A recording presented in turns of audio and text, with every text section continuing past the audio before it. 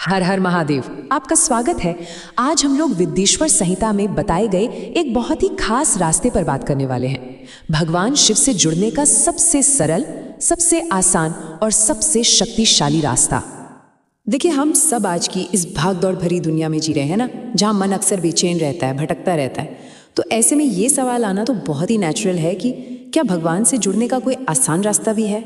चलिए आज इसी सवाल का जवाब ढूंढते हैं। वैसे ये जो चुनौती है ना, हमारे ऋषि मुनियों ने इसे हमेशा से समझा है। सूत जी तो कहते हैं कि खास तौर पर आज के युग में, जिसे हम कलयुग कहते हैं, आध्यात्मिक रास्ते पर चलना, साधना करना ये और भी मुश्किल हो गया है।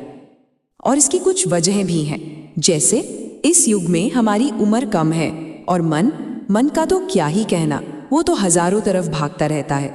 अब ऐसे में आप ही सोचिए, कठिन व्रत रखना, तपस्या करना या फिर बड़े बड़े महंगे यज्ञ और अनुष्ठान करवाना, ये हर किसी के बस की बात नहीं है। और बस यहीं पर महादेव की कृपा, उनकी करुणा सामने आती है। उन्होंने हमारी इन मुश्किलों को समझा और अपने भक्तों के लिए खुद ही एक ऐसा रास्ता बना दिया जो सबके लिए आसान हो।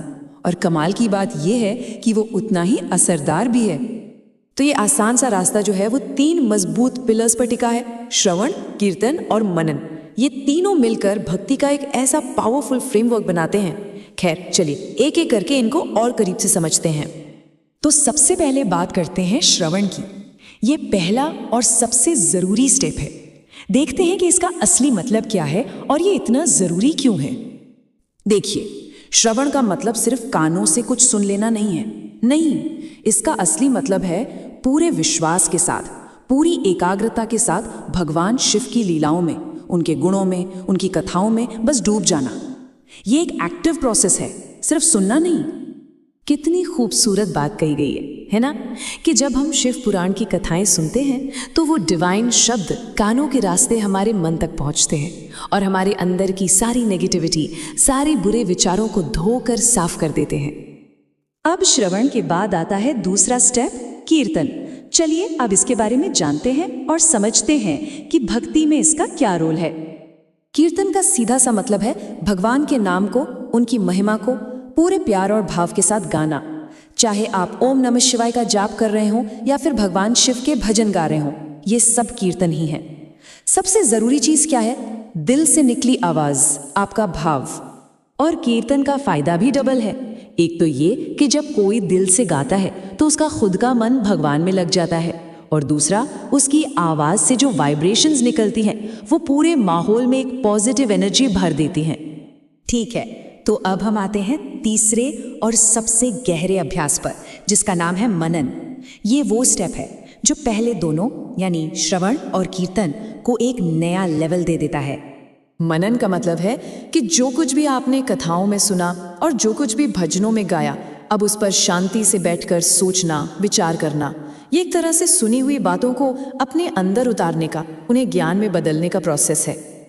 और जब हम ऐसा करते हैं तो होता क्या है, हमारा मन धीरे धीरे दुनिया की चिंताओं से हटकर भगवान शिव के स्वरूप में, उनकी बातों में, उनकी कृपा में एकदम टिक जाता है, स्थिर हो जाता है। तो अब सवाल ये उठता है कि इन 3 स्टेप्स वाले रास्ते को सबसे ऊंचा, सबसे सुप्रीम क्यों माना गया है? जवाब इसकी सादगी में ही छिपा है। चलिए जरा कंपेयर करके देखते हैं। एक तरफ है बड़े बड़े मुश्किल अनुष्ठान जिनमें पैसा भी चाहिए, सही समय भी चाहिए और ढेर सारा सामान भी चाहिए। और दूसरी तरफ है ये रास्ता, श्रवण, कीर्तन और मनन का, जिसमें इनमें से किसी भी बाहरी चीज की कोई जरूरत नहीं है। इस रास्ते पर चलने के लिए आपको सिर्फ और सिर्फ एक चीज चाहिए, एक सच्चा और साफ दिल। बस आपकी भक्ति ही आपकी सबसे बड़ी सामग्री है। ये पूरी तरह से एक अंदर की यात्रा है, बाहर की नहीं। शिव पुराण तो ये तक कहता है कि जो भी भक्त रोज इन 3 कामों को करता है ना, उसे किसी और तपस्या की जरूरत ही नहीं है। महादेव की कृपा हमेशा उस पर बनी रहती है, जिंदगी की सारी मुश्किलें खत्म हो जाती हैं और आखिर में ये मोक्ष पाने का सबसे सीधा, सबसे आसान रास्ता बन जाता है। तो ये बात हमें एक बहुत गहरे सवाल के साथ छोड़ जाती है।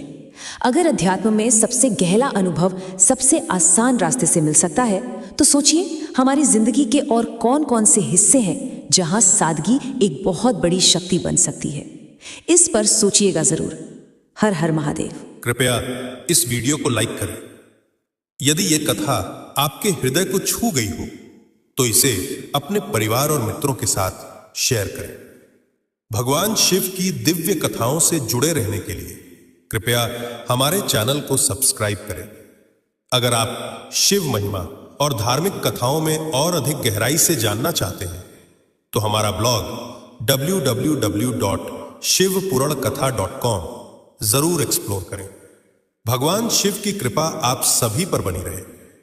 अगले वीडियो में फिर मिलेंगे। जय भोलेनाथ।